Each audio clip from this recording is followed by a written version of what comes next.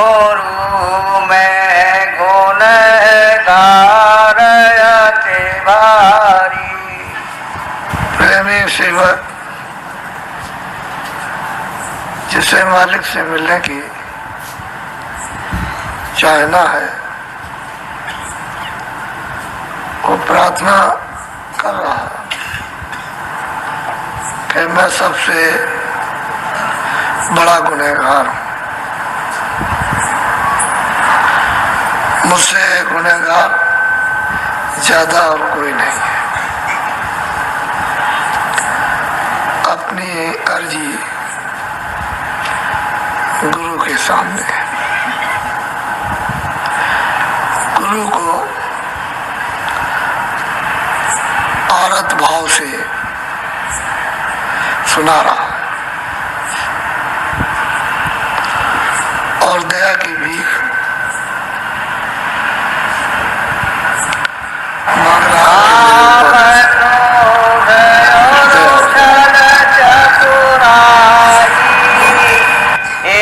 संग है मेरी यारी।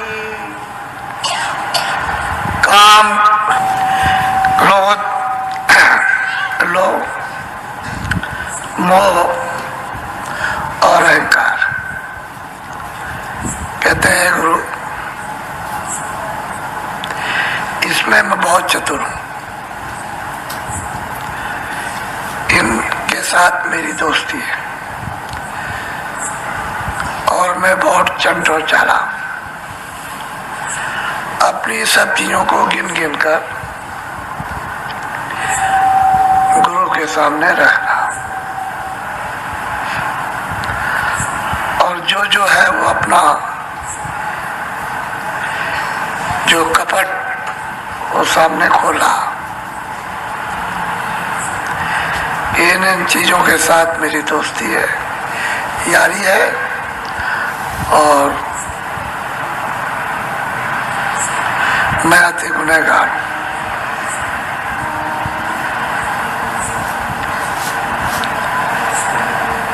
जब मिलने की चाह होती है तो प्रेमी अपने को निष्कपट रहना चाहता है कि अच्छा बुरा सब इनके सामने हो, उसमें छुपाने की क्या जरूरत है, सामने सब रखा जाए, जो कुछ भी होगा डांट फटकार वो सब सहन की जाएगी, सामने रखे तो उसका उपचार हो जाता है, उसकी दवा यानी इलाज हो जाता है।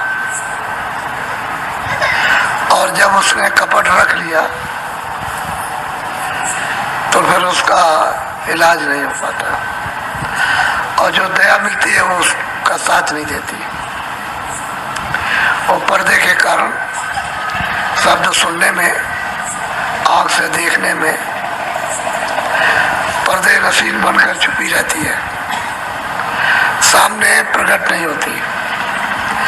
न तो प्रकाश प्रकट होगा रोशनी और न शब्द, वो पर्दे के ओट में रहेगा, कानों पे पर्दा पड़ा रहेगा, आंख पे पर्दा पड़ा रहेगा, कुछ भी काम नहीं होगा, न सुनाई देगा न दिखाई देगा।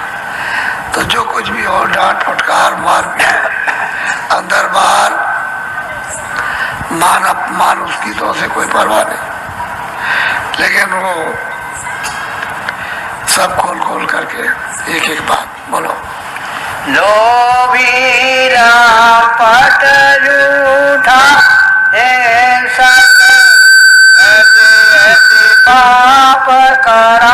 लोभी तो नहीं और झूठा, दिन भर झूठ बोलते, कपटी, कपट रखते, छुपाते और हिंसा, ऐसे ऐसे पाप किए। ये छोटे मोटे पाप नहीं है, क्योंकि सुनाए नहीं जाएंगे तो पर्दा जीव का तो पड़ा रहेगा, उड़ेगा नहीं, और निष्कपट बनेगा तो पर्दा उड़ जाएगा, सफाई हो जाएगी। गुरु की, मुर्शिद की दया की, रहम की धार इस तरह की है कि पर्दे को साफ कर दे, लेकिन निष्कपट। इसमें कर्म कुछ नहीं कर सकते, साफ हो जाएगा। जल जाएंगे क्योंकि शब्द सब उतार के अलग कर देगा। रोशनी जब प्रकाश होगा तो सब भस्म हो जाएगा और छोड़ेगा नहीं। लेकिन निष्कपट हो तो कहते हैं मैं हिंसक भी हूँ, लंपट भी हूँ, झूठा भी हूँ, बेईमान भी हूँ, दगाबाज भी हूँ। सब अपने अपने अवगुण एक एक खोल खोल कर मुर्शिद गुरु के सामने रखे जा रहे। बोलो। दुख दर्शन जाई सुख आदर अबिला। कहते हैं गुरु जी महाराज ये तो मैं बहुत गुनहगार हूँ और मेरी ये कामना है कि सुखी सुख मिले, दुख ना मिले, दुख ना हो, निरादर ना हो, अपमान ना हो। लेकिन वहां तो अपमान भी और दुख भी। तो कहते हैं सुखी सुख चाहते हैं और मान, और हमारे अंदर भरा हुआ है कि अपमान ना हो और दुख ना हो। लेकिन काम किए दुख के और अपमान के तो सुख और मान कैसे मिलेगा? पर उसको ये नहीं, वो अपने विकारों को वर्णन प्रेमी कर रहा कि मुझमें ये अभिलाषा है, ये इच्छा है, ये कामना है, ये ख्वाहिशें हैं। जब जब चोट पड़े दुख की तब डरे डरे कर भज। कहते हैं मुझ में ये कमजोरी है कि जब जब दुख आते हैं तो डर के कहीं हमारे लिए खतरा हो गया तो फिर कहता है अच्छा भजन करेंगे। तो डर की वजह से, वैसे इच्छा से नहीं, खुशी से नहीं, प्रसन्नता से नहीं, चाह के साथ नहीं, और दुखों के डर से। कहते हैं कभी कभी जो बताया गुरु महाराज सो फिर भजन करना शुरू करता हूं। अपनी सब परिस्थिति को, अपने विकार को, अपनी कमजोरी को सुना रहा। देखो दया मेरे सतगुरु की उसी भजन को माने। बस कहते हैं गुरु को दया करते हैं कि जीवात्मा का, रूहों का यहाँ से छुटकारा हो जाए, निकल चले। लेकिन वो उसी को मान, काम, क्रोध, लोभ, मोह, ये वासना, कपट, छल, प्रेम, मारपीट, हिंसा, कहते हैं उसको, उसी को समझता है, उसी को मानता है। दया तो उनकी हो रही कि भजन किया जाए ताकि इसको सदा के लिए अपने सुख के स्थान पर पहुंच जाए, इन दुखों के स्थानों को छोड़ दे। लेकिन अब क्या करें, उसी को बार बार, उसी को बार बार, संसार को ही बार बार, इन्हीं ख्वाहिशों, इच्छाओं को बार बार लगा हुआ। ये नहीं कि तकदीर, किस्मत भी कोई चीज है। जब उसने ये मनुष्य शरीर दिया था तो उसने पहले किस्मत, तकदीर, प्रारब्ध बनाई, उसका सब उसने भोग रखा। पशु में बंद करेगा उसका भी उसमें किस्मत, तकदीर, प्रारब्ध। पंछी में बंद करेगा उसका भी उसने तकदीर, प्रारब्ध बनाई, और उसके सबके भोग उन्होंने रख दिए। ऐसा नहीं कि मनुष्य शरीर ही में, मनुष्य शरीर की प्रारब्ध मनुष्य शरीर में, अच्छे बुरे की, और मतलब यह कि पशु पंछी और कीड़ों की मतलब यह कि शरीरों में उसकी प्रारब्ध उन शरीरों की, लेकिन पेट भरने का भोजन सबको देता है। वो नहीं देगा तो फिर शरीरों में सूरत रूह रह नहीं सकती है, तो उतना तो उसको देना ही है कि हर शरीर में वो टिकी रहे। अगर मनुष्य शरीर में खाना नहीं मिलेगा, पानी नहीं मिलेगा, छोड़ देगी। ऐसे और शरीरों में खाना पाना नहीं मिलेगा, छोड़ देगी। तो वो तो उसको उतना रखना ही है। अच्छे और बुरे की प्रारब्ध बनाकर दुख सो, कहते हैं कि इसमें फंसा पड़ा हुआ। और ये विश्वास करें कि भाई जो कुछ भी है, किस्मत है, प्रारब्ध है, उसमें हमको सब मिलेगा। अब नवीन कुछ ऐसे कर्म कर लिए जाए तो अच्छा रहेगा। तो नवीन को समझता नहीं, उनको करता नहीं है, बस उसी में रोता है। अब यह है कि दुखी प्रारब्ध सुख कैसे मिलेगा। यह जरूर है कि महात्मा इतना फकीर कर देते हैं कि सूली का कांटा, लेकिन कांटा तो दर्द करेगा ही। सूली पर चढ़ना वो दया हो जाएगी, नहीं चढ़ोगे, लेकिन कांटे का तो अनुभव करना ही है। इतना तो दया मिलने पर हो जाता है। गुरु में गुनहगार अति भारी, गुरु में गुनहगार अति भारी। जिन प्रेमियों को, जिन साधकों को अभ्यास में तरक्की होती है, उनको अपनी चीज बहुत छुपा के संभाल कर रखना चाहिए। उनके हाव भाव से भी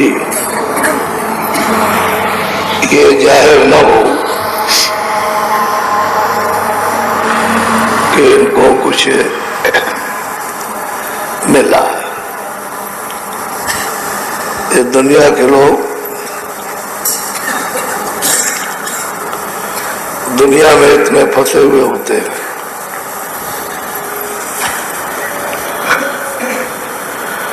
कि आपकी साधना का कमाया हुआ धन जरा सी देर में खत्म कर देते हैं। बहुत संभाल के, जैसे आदमी दिन और रात ये ध्यान रखता है कि हमारे पास सोना है, तो घर में रखा हुआ कोई ले रहे, इससे भी लाखों गुना ज्यादा और भारत की दौलत को छुपा के रखना चाहिए।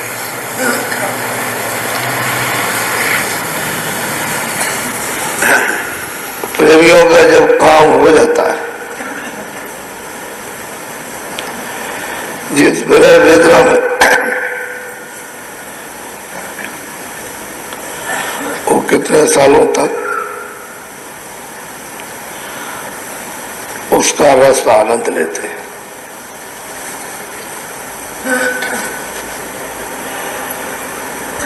जितने भी गोपनीय संत यहाँ रहे और अब भी हैं और आगे भी रहेंगे, उन्होंने कभी अपने को संकेत में भी जाहिर नहीं होने दिया कि उनके पास कुछ है।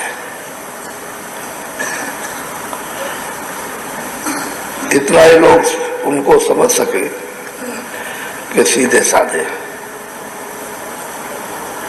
और सच्चे हैं, बस। बाकी दुनिया के लोग न वो कभी पहचान सकते हैं न पहचान पाएंगे। जितना भी कमा करके उसको सबको हजम करना चाहिए। ये नहीं कि हम कुछ करें और किसी से कह दें, न तो भजन का कुछ कहे और न ध्यान का। जब आप कुछ कह देंगे तो अंदर जो भावना आपकी एकत्रित हुई है, श्रद्धा, वो कहते ही खत्म हो जाएगी।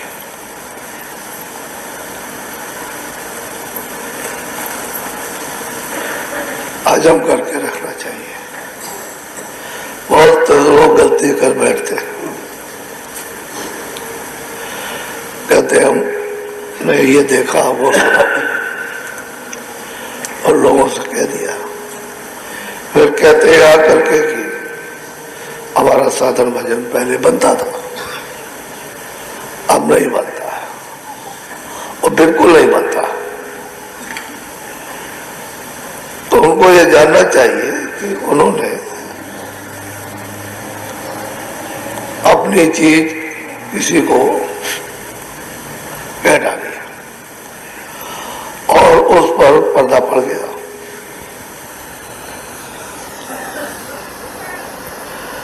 जो पूरे हो जाते हैं वो तो कहते हैं गुरु मैं गुनहगार,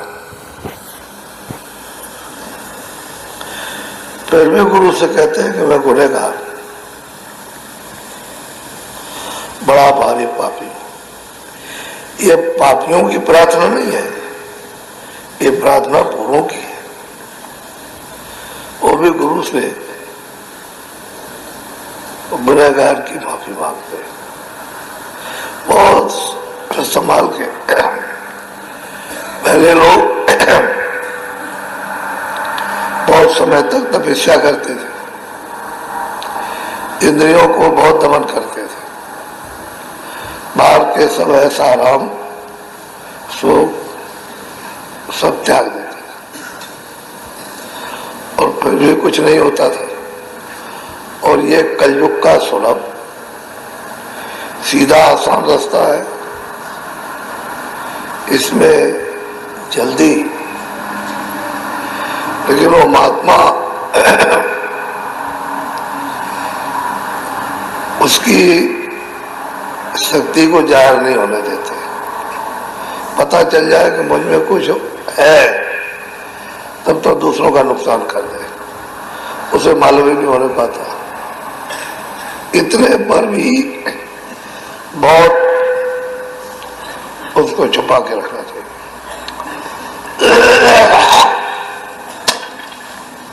मालिक की दया मिलती है तो संभाल के रखो। वही तुम उसका तिरस्कार अपमान करो, साधक को ये इजाजत नहीं है कि वो इस तरह की बात करे। अपना कमाई करे, अपना संभाल के रखे। जब फरियाद करते हैं गुरु से तो अधूरों की तो बात ही छोड़ दी है। बोलो। काम क्रोध और छल चतुराई इन सब मेरिया। कहते हैं कि गुरु पूरे होने पर कि काम है, क्रोध है, छल है, कपट है, इन सब के साथ मेरी दोस्ती है, इन सब पर दया कीजिए, कृपा कीजिए, छूट जाए, कपट छूट जाए, सिर छूट जाए, अभाव खत्म हो जाए, ये सब छूट जाए। इनसे दोस्ती, हमारी दोस्ती आपसे हो जाए। आपसे हो जाएगी तो नाम से हो जाएगी, आपसे नहीं होगी तो नाम से नहीं, क्योंकि आपसे ही तो नाम मिला। तो कहती है सूरत कि आप ही तो नाम के रूप, आप चेतन है, जड़ नहीं।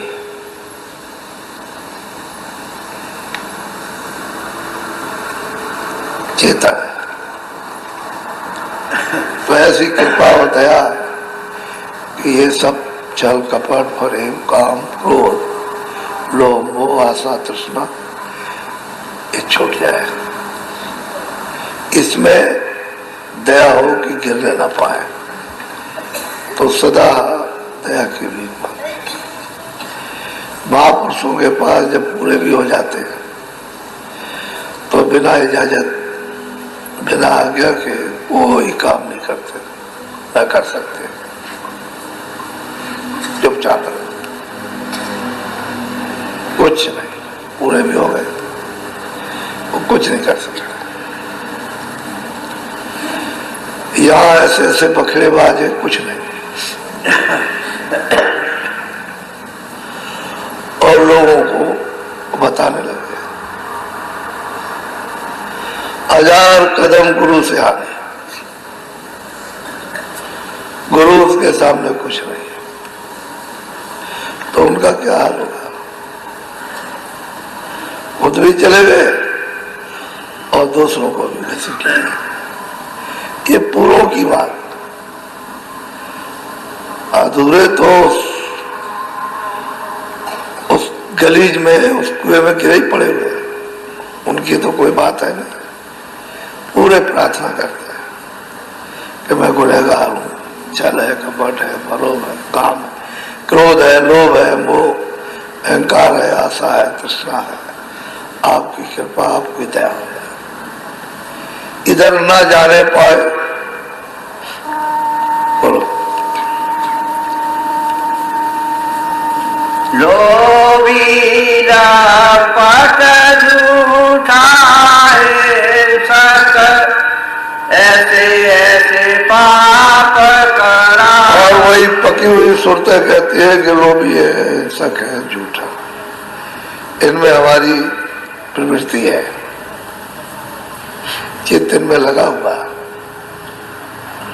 हमारा कैसे छुटकारा होगा? आप दया के सागर, अपने अवगुण पीछे के अनेकों जन्मों के वर्णन कर रहे हैं। कहते हैं इनसे मेरा संबंध है और मैंने ऐसे ऐसे कहते हैं गुनाह किए। आप दया कर दीजिएगा। बोलो। दो कनेरा दर्शन जाई, सुख आदर अभिलाष बनाई। कहते हैं दुख है, निरादर है, ये सहन नहीं होता। हमेशा इच्छा रहती है कि सुखी हो। स्कूल में अध्यापक पढ़ाते हैं, कौन बच्चा कितना पढ़ता है, कितना कमजोर है, वो तो उनको मालूम है ही। ये सब कुछ होने के बाद फिर उसका इम्तिहान लेते हैं।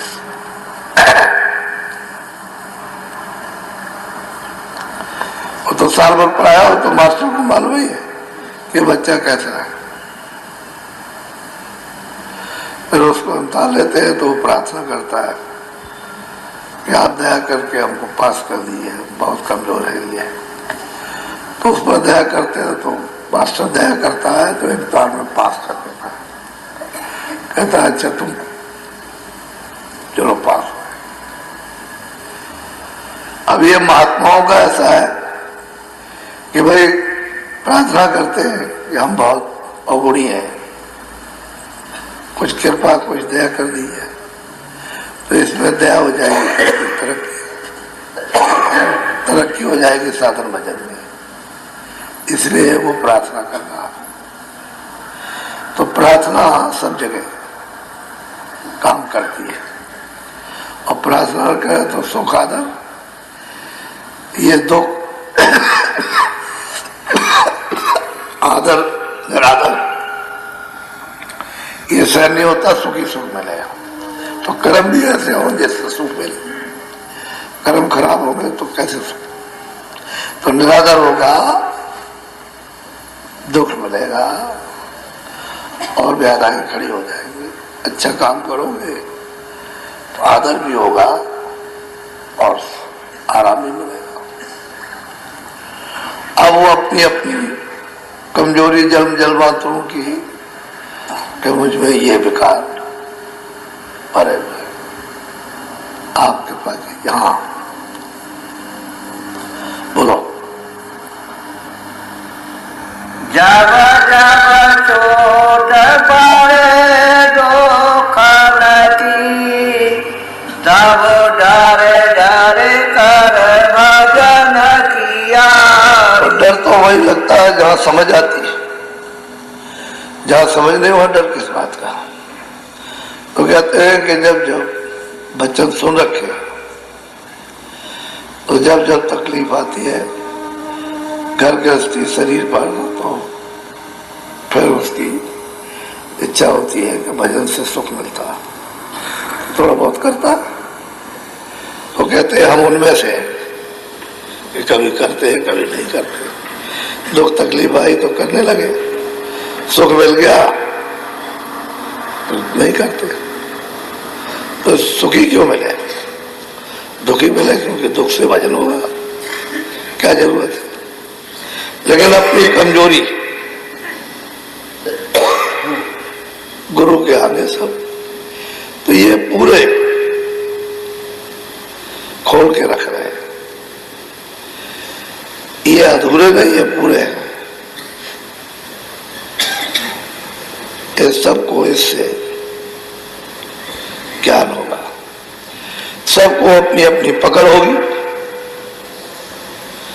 लोग अपने अपने विकारों को पकड़ेंगे, पूरे नहीं करेंगे तो अधूरा क्या कर सकता है। जानकार लोग प्रार्थना करते हैं, अज्ञानों को क्या करते हैं।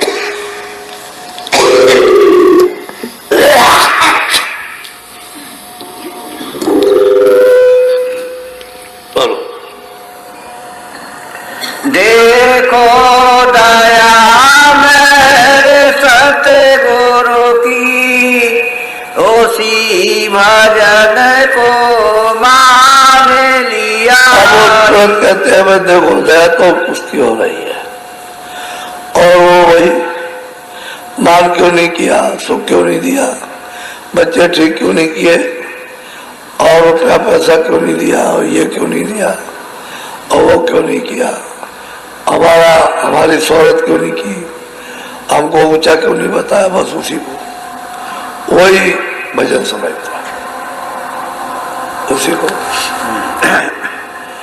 और गुरु से कहते हैं चाहे मान, तो इनको जब न्योता दिया हो हमारे मेहमान, वहां मान चाहते हैं कि गुरु हमारा मान करे।